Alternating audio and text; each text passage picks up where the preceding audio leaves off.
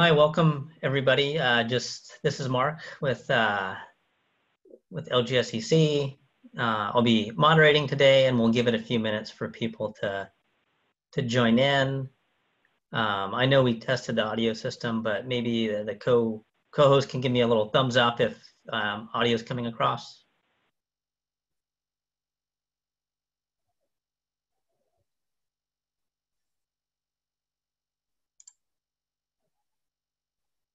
Yes, sounds good. Oh, okay, thanks.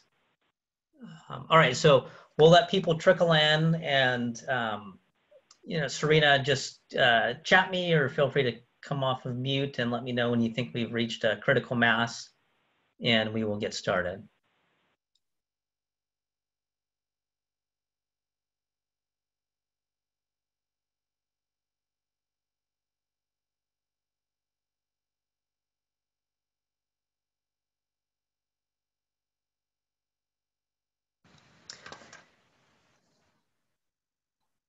And for those of you that just joined, we're just waiting by for another minute or two, then we'll get started.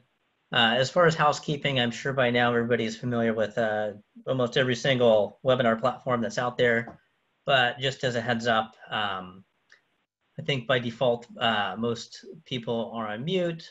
And if that's not the case, or if we somehow take everybody off of mute, please mute yourselves. There are some new features in Zoom in terms of how you control your audio. There's some features in screen sharing. Hopefully everything goes smoothly today. So, bear with us if anything happens.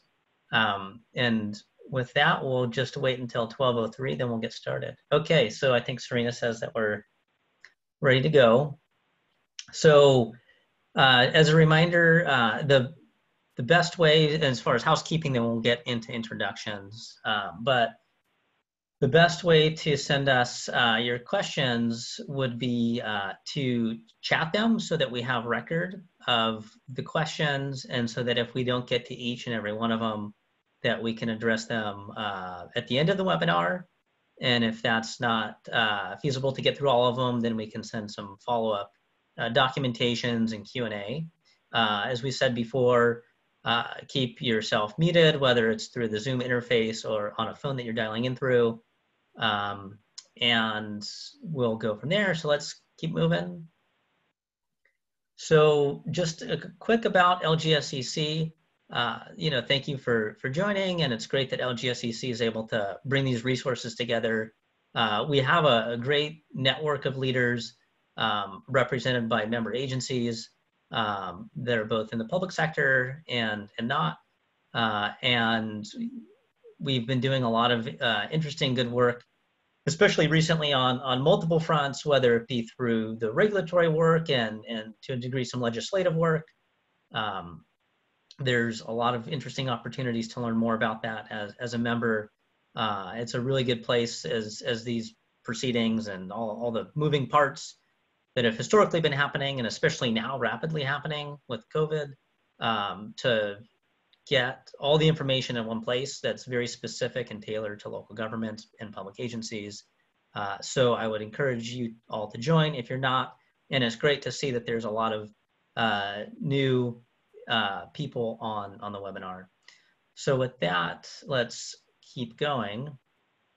And so just a quick, about the presentation today, to tee this off before we introduce Harry and Megan, is that, the context of this webinar today is to really look back and forward in terms of the progress we've made when it comes to data, to look back at the 2008, 2009 recession, and see what we can learn from that in terms of positioning local governments to quickly respond to any good opportunities, whether they're coming at the state level here in California or at the federal level in terms of stimulus, and see how we can take advantage of those. And as we remember in the past, shovel ready was a big element that was attached to some of these funds. So what we want to do is make sure that we inform everybody of all the resources that are out there in case you're not aware, and move forward with that. One other point is that here at both LGSEC and myself, having worked at the Energy Coalition and being involved in other industry groups like the Building Decarbonization Coalition, all these topics are really coming to a head, and they're primarily affecting local governments in a way that is really important to us, especially now, whether it be through our regional energy networks, local government partnerships, or on the policy front within the agencies, having to do with ordinance development, strategic planning, or marketing, education, and outreach opportunities. There's historically been challenges to data, and LGSEC really did a lot in 2014 to get the data access rules updated. But the challenge is that we're still continuing to see some limitations on what data is available to us, what scale and granularity, whether that be consumption data, greenhouse gas inventory data, or just simply understanding our building stock. So that personally led me to get involved in a lot of these tools that Harry will be talking about, and playing a role in seeing their development over the last 5 to 10 years almost. And it would be very valuable for everybody to now be aware of these things now that they're out there and ready for prime time more than they ever have been before. And so it's really opened a world of insight, not only to us, but hopefully everybody on this call. So with that, I'll introduce the two speakers, then we'll turn it over to them and do a little bit of Q&A. So there you see Harry on the left. So Harry Bergman, he manages the suite of building energy data tools at the Department of Energy. And he'll give an overview of the free and open source tools that are coming out of the federal agencies, including national labs, that really help you understand energy data at any geographic scale. So that'll be a really good introduction. We will not have time for a complete comprehensive deep dive, but that's always a great opportunity to ask questions, and we can have follow-up webinars or one-on-ones, whatever's needed. Then we'll move on to one very specific tool that has been used extensively by local governments for many aspects. A lot of times it's been used for energy ordinance development and benchmarking and audits, and Megan Day will cover that. And there's a tool called Slope, which I'll let her explain, and a couple other related tools as these things are evolving between a couple platforms, but the overall intent is the same, to really give you that hands-on information that you may not otherwise have. So with that, I'll pass it on to Harry and we'll go from there.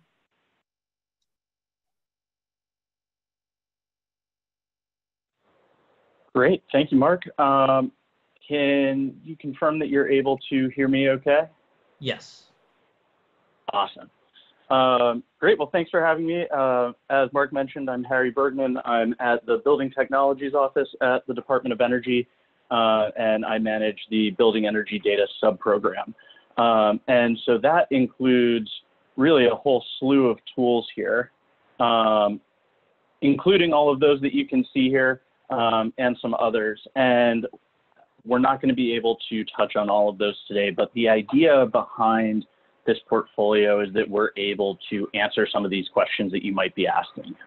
Whether it's, you know, I have some program dollars and I want to start retrofitting my building stock. Which buildings do I start with? How do I know which energy efficiency measure to choose within a building?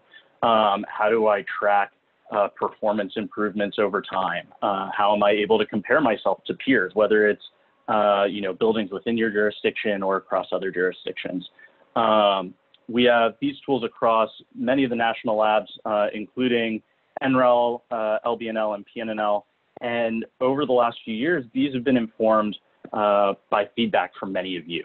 So we're always open to hearing feedback and questions, and we have resources at the national labs to provide you with technical support for engaging with these as well. So I'm going to run through just a couple of these, but the portfolio overall covers everything from data collection to management, sharing, standardization, privacy, data aggregation, various types of analysis, and even projections.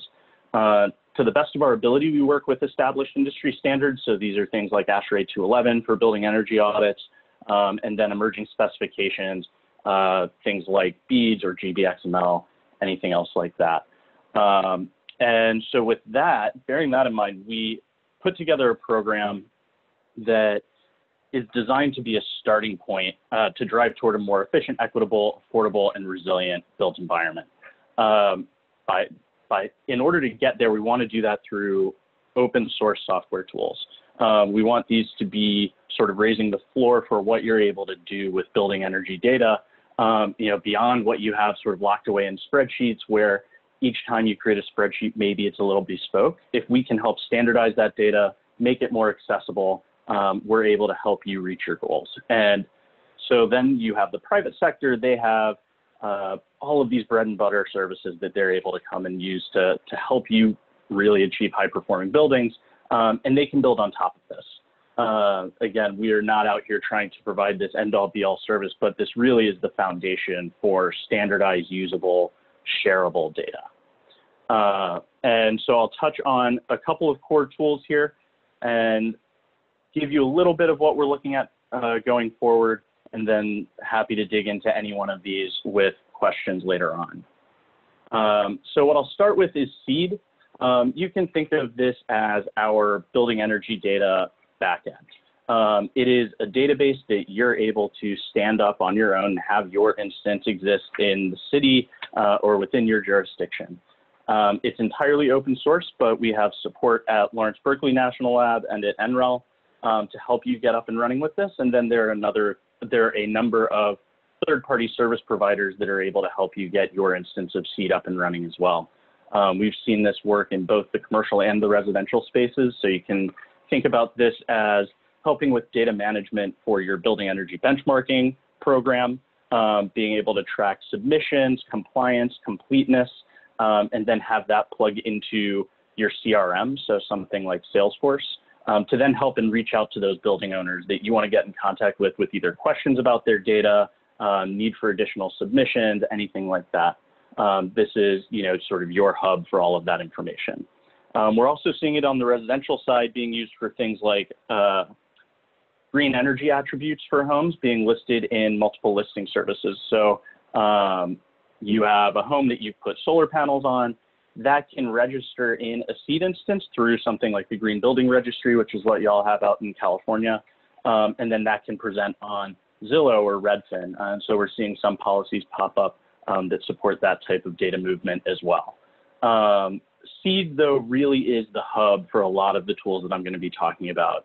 That is going to be the central location for all of the data, all of the analytics that you're using. And so that's why I wanted to start with this point.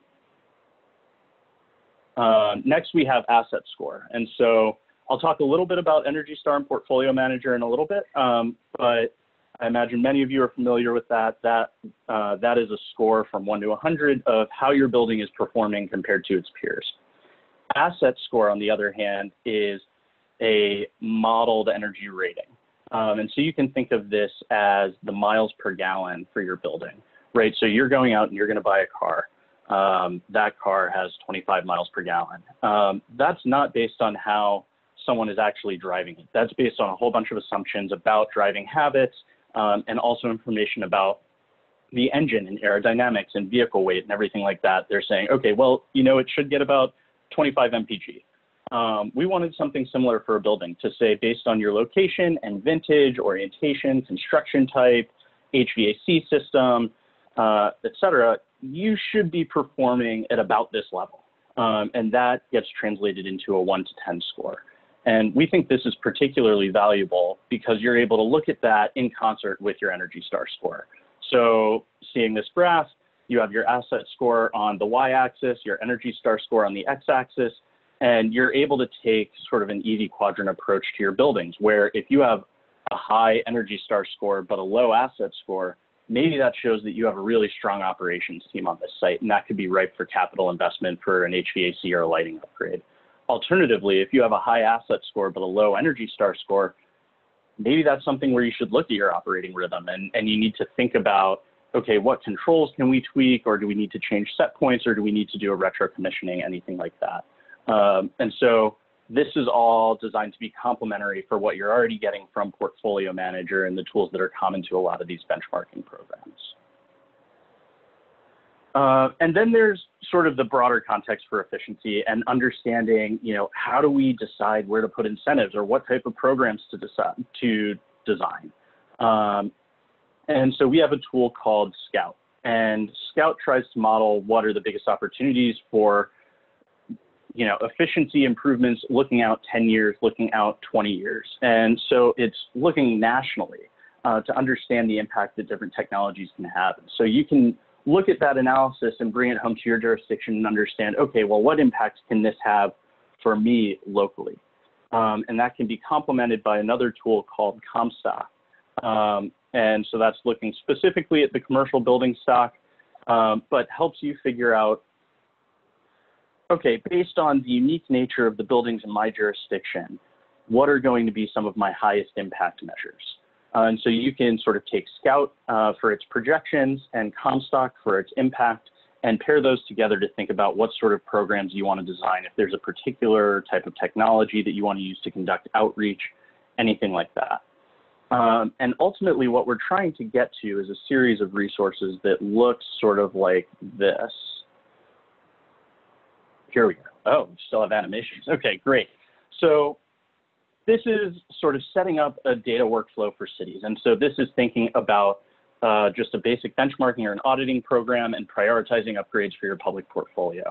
And so you can start just by collecting some of your building data, and you're going to need to identify specific data fields, tools, or reports for that you're going to need to then take action.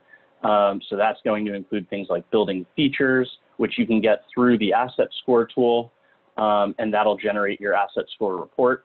And so again, that's your buildings miles per gallon. You're also going to look for energy bills and your monthly usage data, which is going to come through Portfolio Manager, which you're seeing in a lot of benchmarking programs around the country. And then you're going to be able to have your Energy Star score there.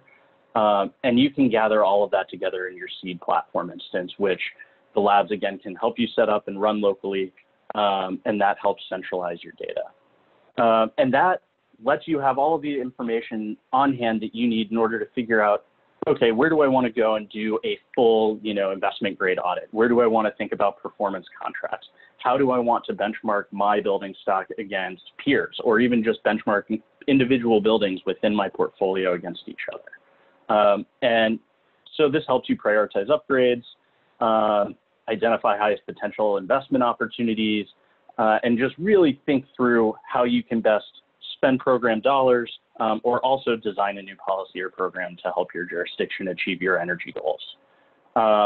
So that was a very quick crash course through some of the tools that we have. Again, there are many more, and we are happy to help you figure out what the exact workflow is that can help you reach your needs or specific goals.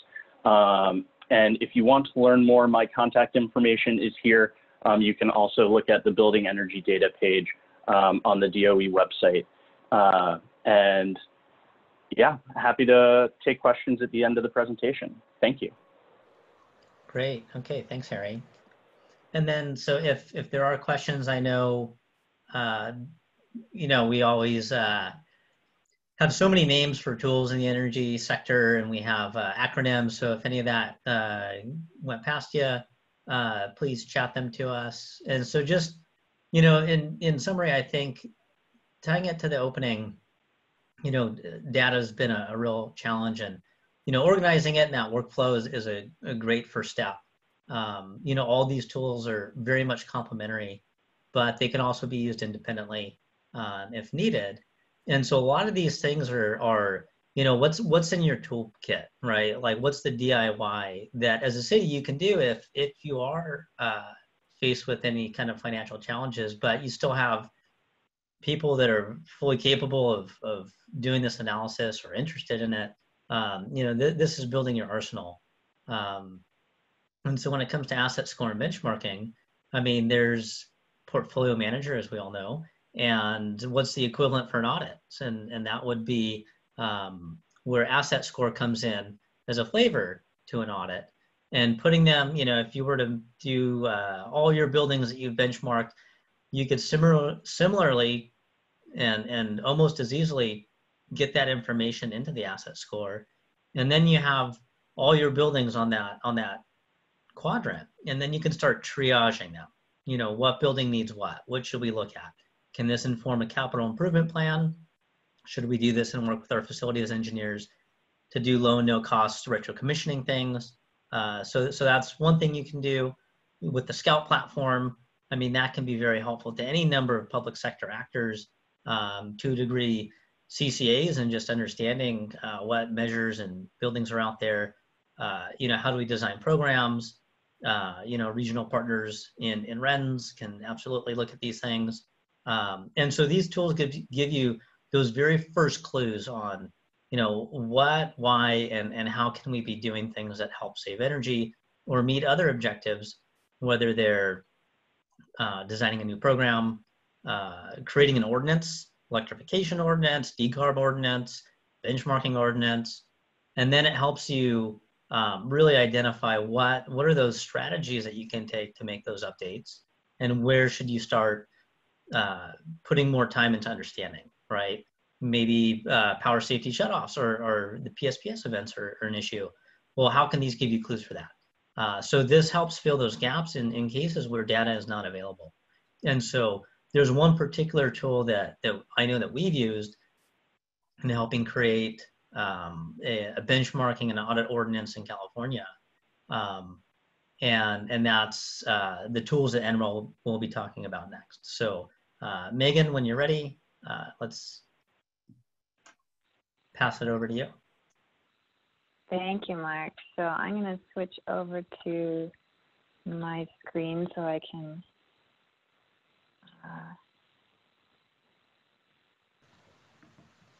there we go. How's that? Yes. Can you see that okay? We are seeing the presenter mode, but if again. yeah, but if for some reason it's not easily fixed, I think that we can probably follow along.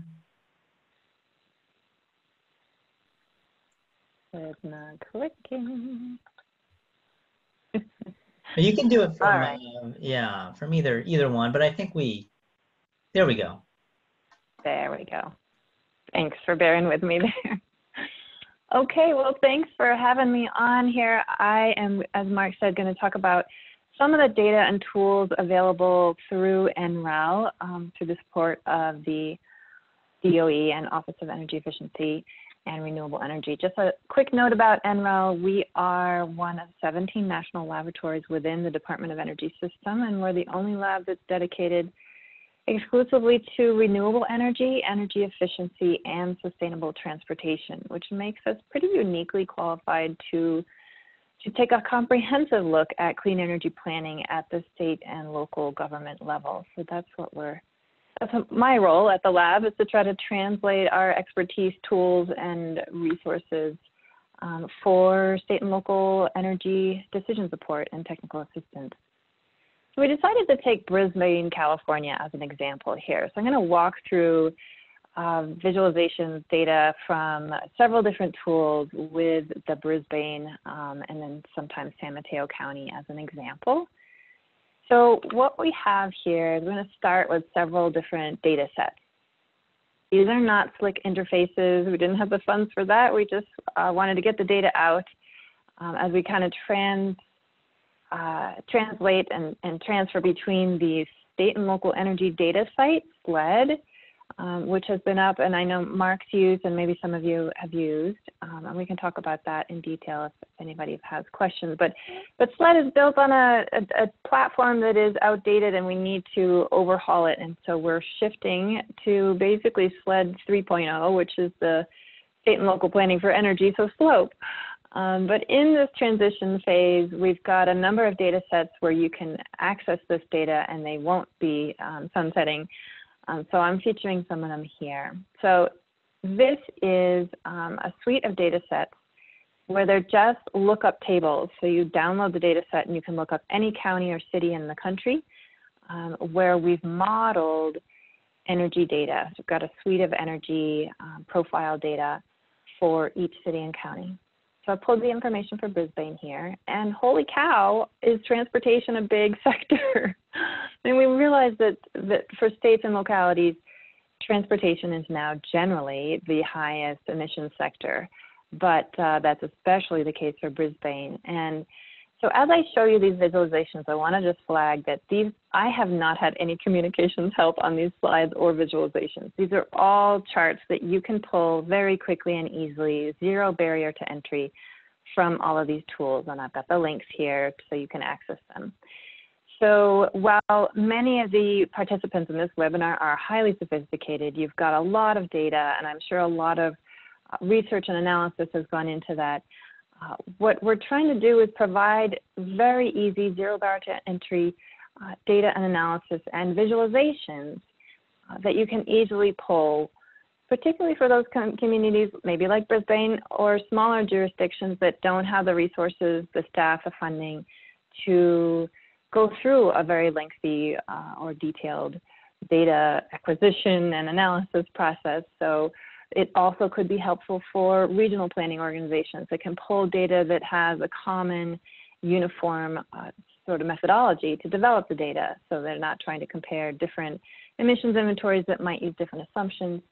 It also might be helpful for, in addition to regional planning, for, say, a county who wants to look at a quick snapshot of jurisdictions within the county as far as their energy profile. So here we're looking at a summarized, modeled emissions inventory, or I shouldn't call it an inventory, a summary for Brisbane. And we've separated electricity and natural gas emissions out by sector, so residential, commercial, and industrial, and then on-road vehicle transportation fuel consumption. So we've got diesel and gasoline consumption. And so I was curious as to why transportation is so much higher than electricity and natural gas emissions. And basically it's because Brisbane is, in my understanding, it's lower than 5,000 people in population. And it's also got Highway 101, running right through it into the city of San Francisco. So you've got a really big chunk of the commuters in and out of the city going through the city of Brisbane. And this is not an origin destination model. This is every modeled emissions from all vehicles on all roads, including highway, freeway, local, collector, arterial within the city limits. So that's what we're looking at here. And again, you can pull this for any city or county in the country as modeled by NREL. We don't have measured because we couldn't go to all, 3,000 plus utilities and access, historical data. So we have modeled it. And what we feel is a pretty robust approach. You can look up that approach in some of these citations here. So moving on, let's get into a little bit more detail on consumption and expenditures. So Brisbane we're looking at consumption by sector, and this is within the sort of cohort of similarly population size cities as well as similar climate zones. So within the cohort, the line here is the average, and the bar is sort of max to minimum. And so high commercial consumption and expenditures in Brisbane as far as electricity, natural gas similarly, although we're getting up higher for residential. This is because residential natural gas and electricity have a higher rate than commercial and industrial. And again, gasoline is a really big contributor to those emissions, and pretty high vehicle miles traveled, but that's because we're counting that highway. So let's look now at a different data set in that suite where you can find them all on OpenEI. This is looking at measured, really not modeled as much, vehicle registrations by fuel type. So we're looking at a snapshot of 2016 vehicle registrations for the city of Brisbane. And we can see here for vehicles registered in 2016, what model year they are going back over time, and how the types of fuels have changed, right? So for cars, we're seeing, of course, for those vehicles registered in 2016, as the model year increases, we're seeing an increase in plug-in hybrids in the orange. And purple, we've got electric vehicles increasing here over time. And general hybrids are really increasing. It's a big percentage of all vehicles. And then flex fuel, we're seeing that kind of flatten out. It was a big trend here to comply with some emissions requirements, CAFE standards, but not as strong a trend in recent years and recent models. And then diesel vehicles, we all know that history, also kind of going flat for cars, but of course increasing for trucks. We can also look at the average fuel economy over time. And so here we see the fuel economy of cars in gray increasing over time. So this is based on Polk registered vehicle data that we have purchased at NREL and analyzed through our vehicles group.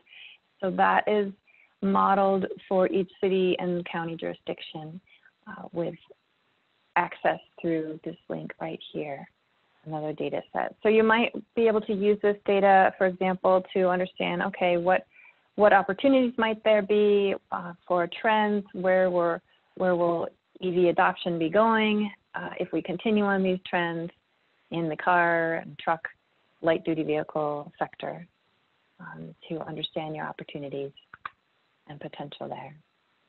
So Harry talked a lot about some great tools that are available on the building specific side of things.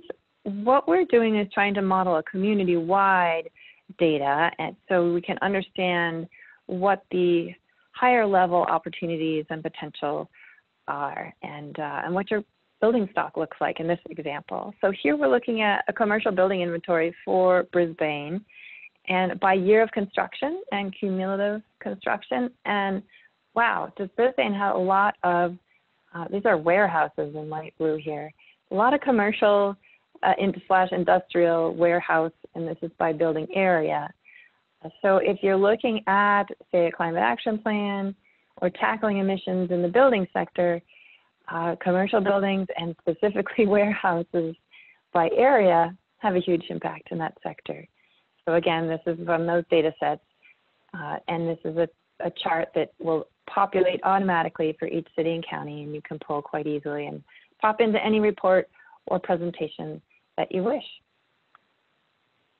Another tool that we've developed recently is the low-income energy affordability data tool, the LEAD tool, and the link is down here.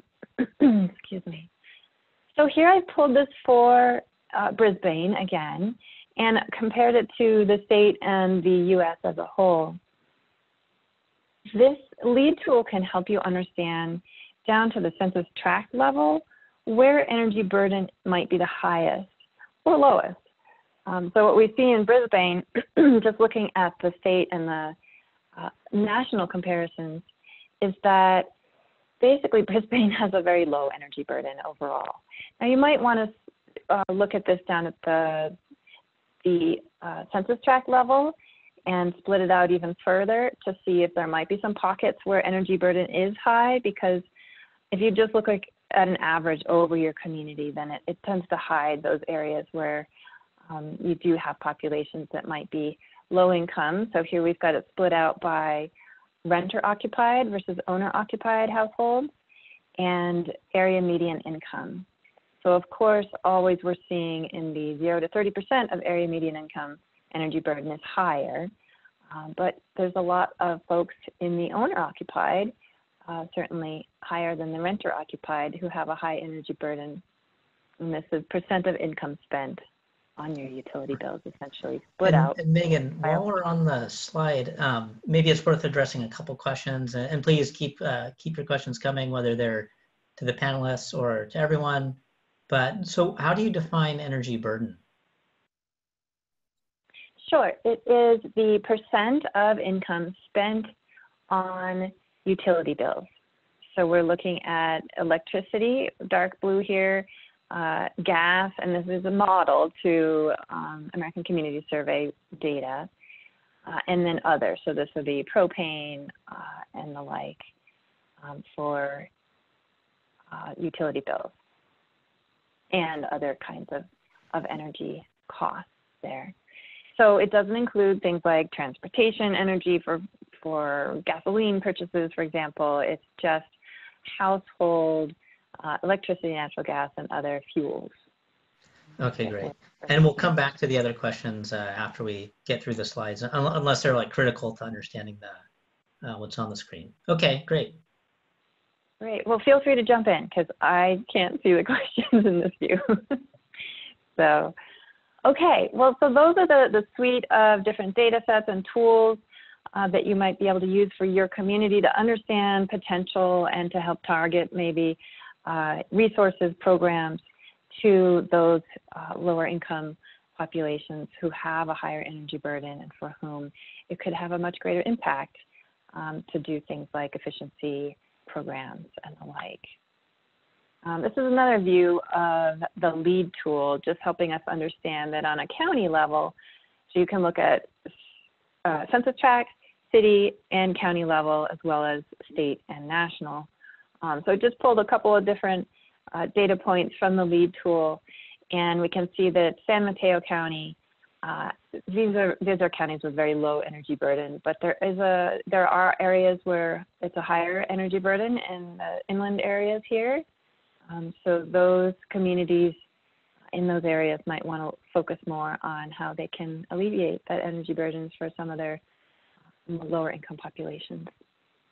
And this is a way to target it through the LEAD tool. Okay, and all right, Megan, on that question, is there any way to break out the information across any of these data sets in unincorporated areas of counties? So like CDP, yep, it's CDPs? Uniform coverage. Okay. So you can look at not the city, but you can look at the census tract level, and so understand across a county how the energy burden differs by census tract level, and those could include unincorporated areas as well. Does that answer the question? I think so, yeah. Great. So you can look at it as energy burden, percent of income spent on energy, or annual energy costs. So different way of looking at that, as well as housing counts. So you might have some areas that have a lot of households in that high energy burden area, or very few. If it's a rural area, it might be an interesting way to slice and dice the data to help you understand targeting. Okay, I'm going to move on to the State and Local Planning for Energy, or SLOPE platform.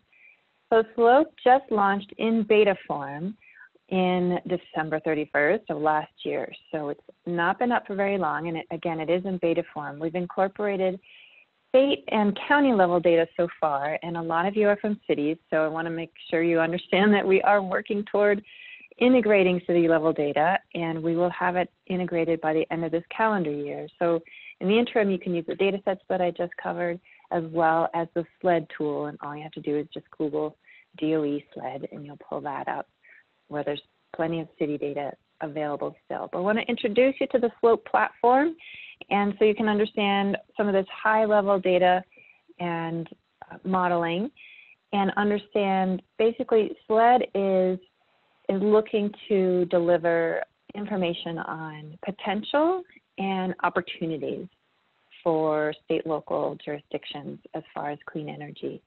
It's a project that is supported by 8 different Department of Energy Technology offices and run by NREL. And so we're looking to support data-driven clean energy planning.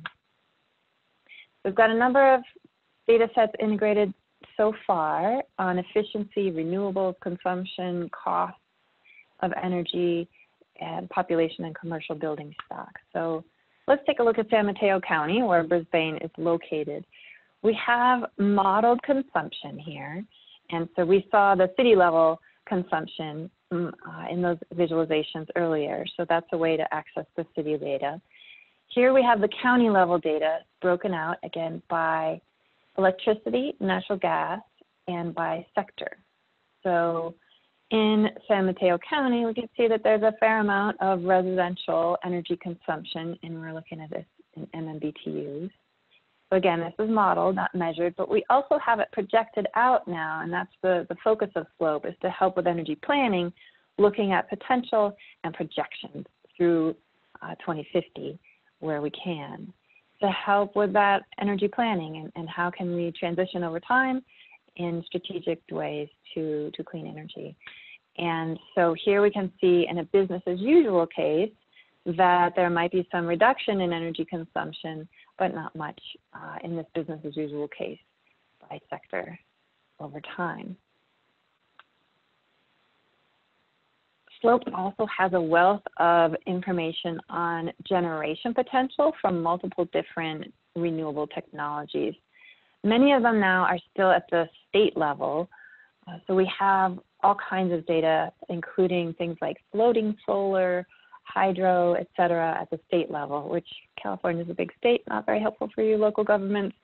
So here we have 3 resources or technologies available at the county level as far as generation potential.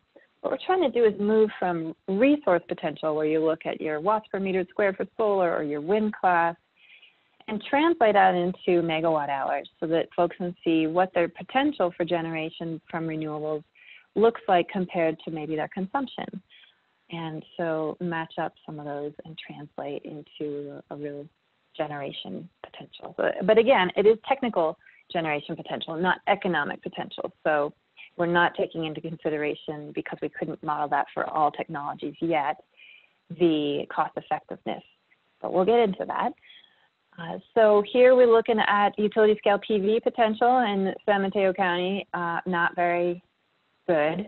So this is just an indicator that, you know, for these urban areas or mountainous areas, what we've taken is a land use analysis and layered it on top of that resource potential. So we've excluded from generation potential areas like lakes and steep slopes and urbanized areas where you're not going to be developing utility scale PV. It's just not feasible. So it's getting narrowed down a little bit more to what's actually developable and feasible within these areas.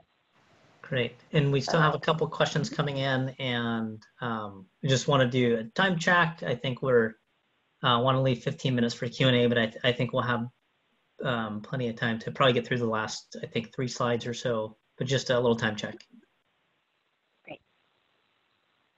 Okay, so no questions. We're just moving on here. For now, yeah.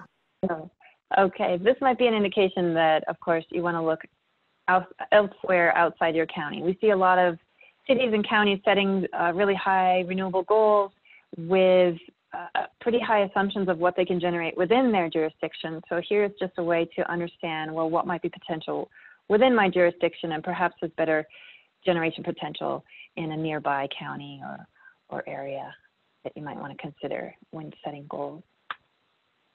Okay, so sometimes what we see is like a really high concentrating solar potential. So you wonder, why isn't a lot of concentrating solar potential deployed, right? What we've done is modeled levelized cost of energy by multiple technologies, as you can see on the right here, including fossil, to help folks understand over time how might these costs change by technology, and so that the jurisdiction can plan for maybe focusing on some of these lower cost technologies. And so here we're showing geothermal is always getting in the way, right? It's pretty wide and potentially high cost of generation, but there is resource potential for geothermal, not in San Mateo County, but necessarily, but elsewhere in California. So if we take out the geothermal, and this is a in slope, it's a dynamic legend, so you can click on and off different technologies and different options in other charts. When we remove geothermal, we can see that in San Mateo County, we have the lowest cost technology is hydro. And what we're looking at here is not hydro as far as new big dams. We're only looking at 2 potential technologies, and that's non-powered dams that could have generation added, and basically run-of-river new stream reach development potential without damming. And so there might be smaller generation potential, but it's certainly the lowest cost in most of the country where there is any hydro resource. So something to consider, and we can take a look at a different resource to see where there might be small hydro potential. offshore wind coming down precipitously over time. This is land-based wind in blue here, overlapping with solar, utility-scale solar, and coals up here at the top in black. So those are some resources and tools that you can have easy access to and quick chart and visualization capturing. And we've got all the links here in these slides that I think will be shared later. So happy to take some questions. Just want to cover real quickly energy efficiency potential. This is something we have again at the state level, but it can be instructive for local jurisdictions within California. Here we're looking at an EPRI study on energy efficiency potential by sector. And we have a pretty high commercial here in red, achievable potential through 2035. The bandwidth is sensitive to the amount of incentives. So for between $0 and $20 per megawatt hour incentive. So that's good news for San Mateo County and specifically Brisbane, given the amount of commercial building and energy consumption that there are. So there's high potential for efficiency in the commercial sector in California as a whole, and that might be something that Brisbane could look to as an opportunity. Okay, there's a link to slope and time for questions. Great, great. I think, you know, between Harry's presentation and Megan's presentation, I think it's, some people may have come on just thinking about buildings, but, seeing that there's information about the supply side, about DERs, right, distributed energy resources of many types. And then also, transportation. I know with LGSEC, the transportation electrification elements of the proceeding, the drive proceeding at the CPUC is becoming very, very hot topic. And so there's tools in here for that. So I think the takeaway is that at any geographic scale, whether it be a census tract or state, there's information. And I think just building that awareness, without having the time on this webinar to dig into them, is really what we want to get out of this. Just make everyone aware that we know there's questions, and there are tools and resources to help you understand these things and position yourselves to understand where's the biggest need in terms of either saving energy or planning for it or getting ready for that next project in terms of if some stimulus were to come out with some very specific requirements, where do you start looking, right? If you don't already have that data, if you haven't done an incredibly robust climate action plan or done a really robust inventory, you can go here, right? Just to get started, to get in the game, to get your foot in the door in terms of planning your next steps. Whether it be in the context of stimulus or whether it's not, right? There's something in here.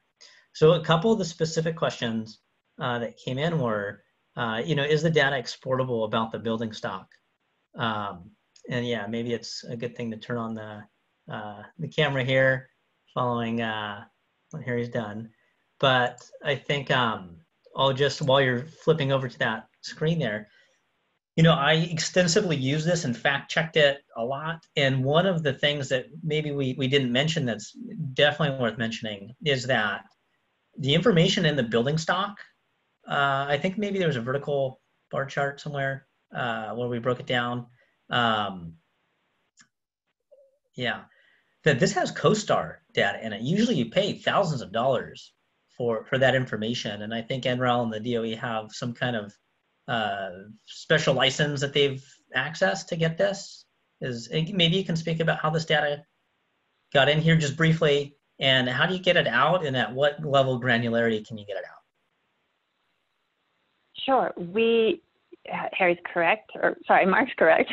This does include CoStar data, and that was purchased by NREL so that we could model out this commercial buildings stock in great detail. Slope also has a commercial buildings data set, but it's a little more aggregated. So we're looking at creating some more of this detail as far as the use types and area. And so we do also use the FEMA HAZAS building stock data.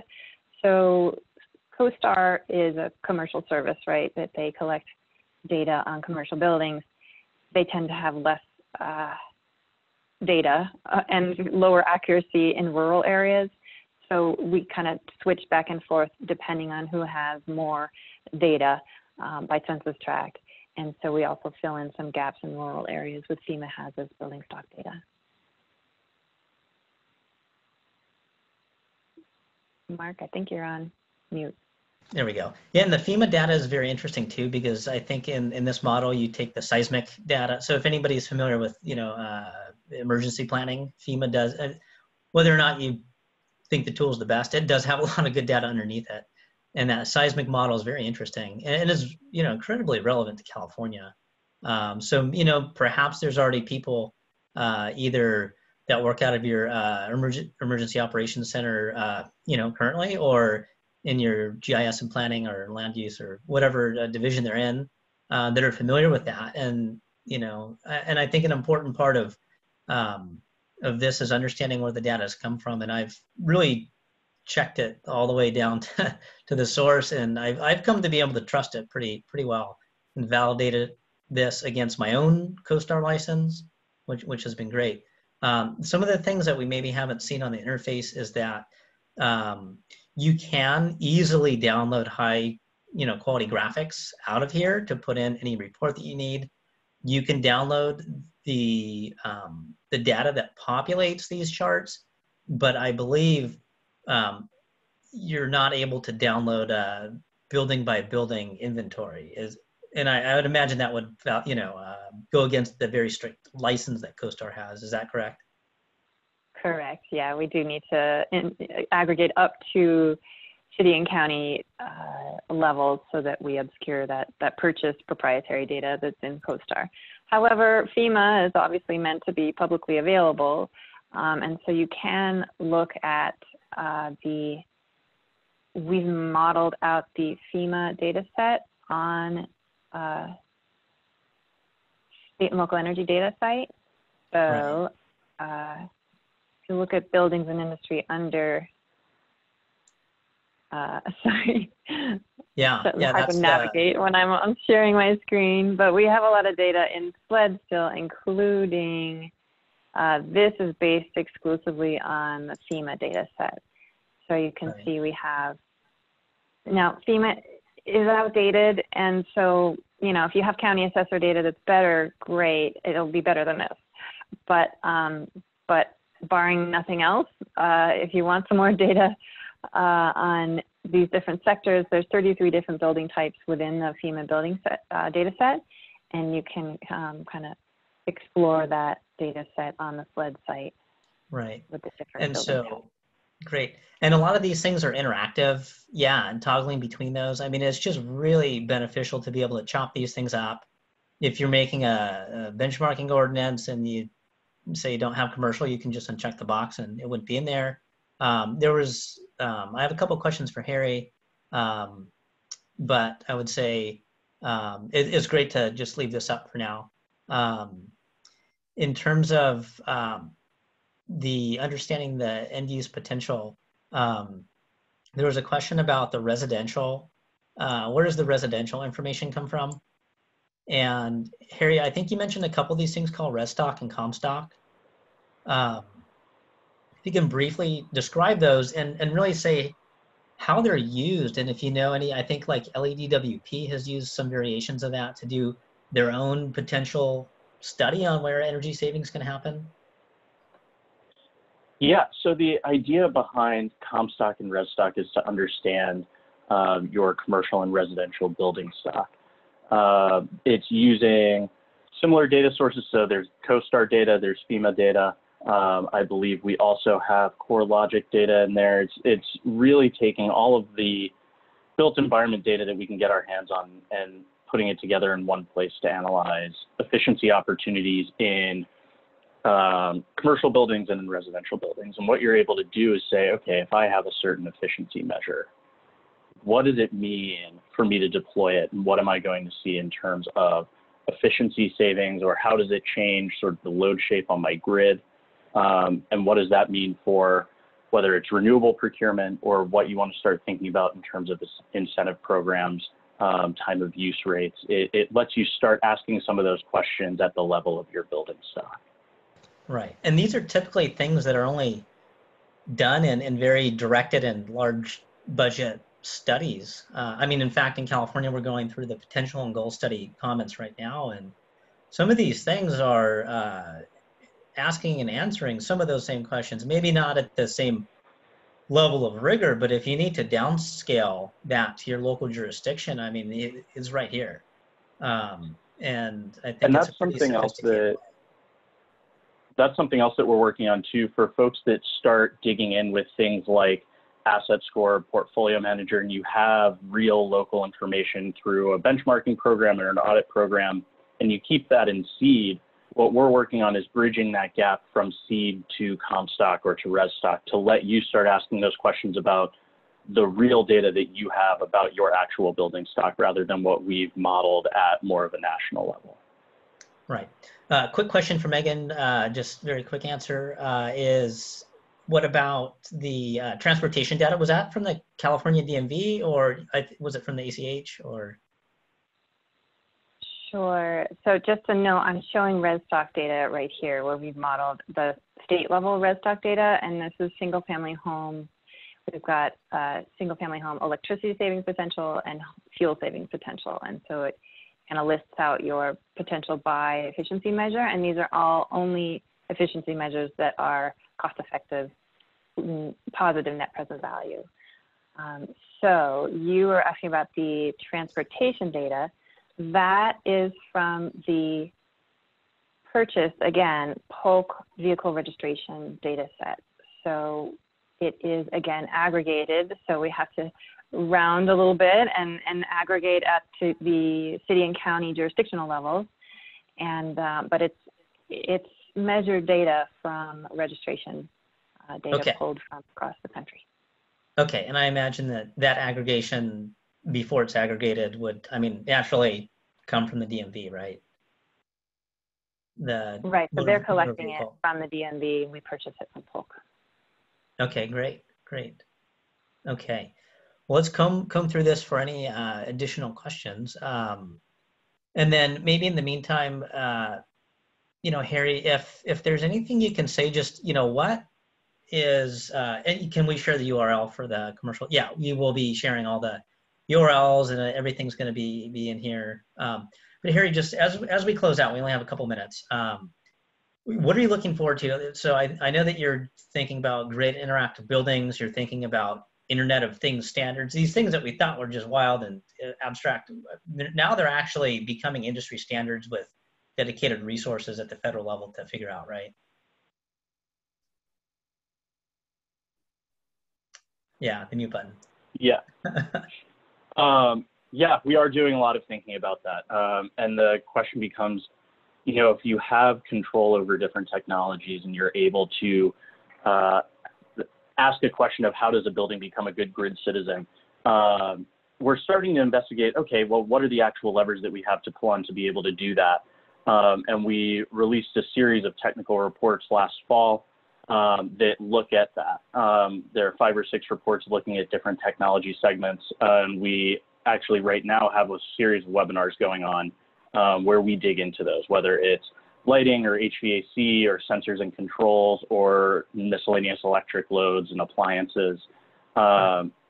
It takes an incredible amount of data to drive that type of building flexibility. And so from one side, we're coming at, okay, well, how are we going to have a building be a good grid citizen, and what are the different levers that we have to pull on? And then the other side is, what's the data that we have available to show us where that actually exists in your built environment?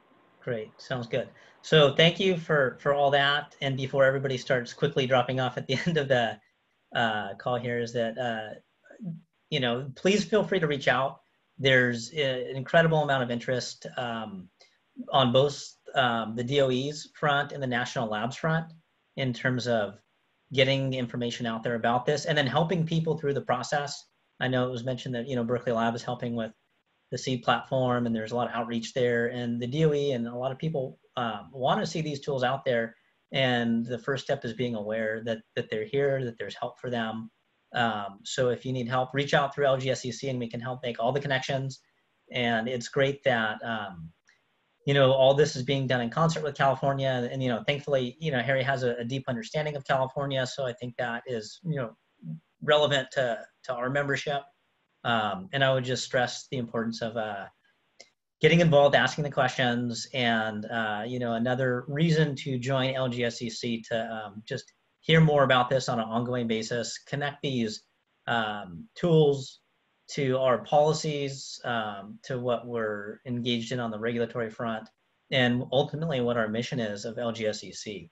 So, you know, with that, thank you for everybody for giving these presentations, and thank you for everybody that signed up and joined. And we will be talking to you soon. Serena will be sending out emails for the next series of webinars, and for members, our next member calls and resources will be coming out soon. So with that, we'll sign out of the webinar and talk to you all soon. All right, thanks everyone. Mark. Bye. Thanks everyone. Thanks, Mark.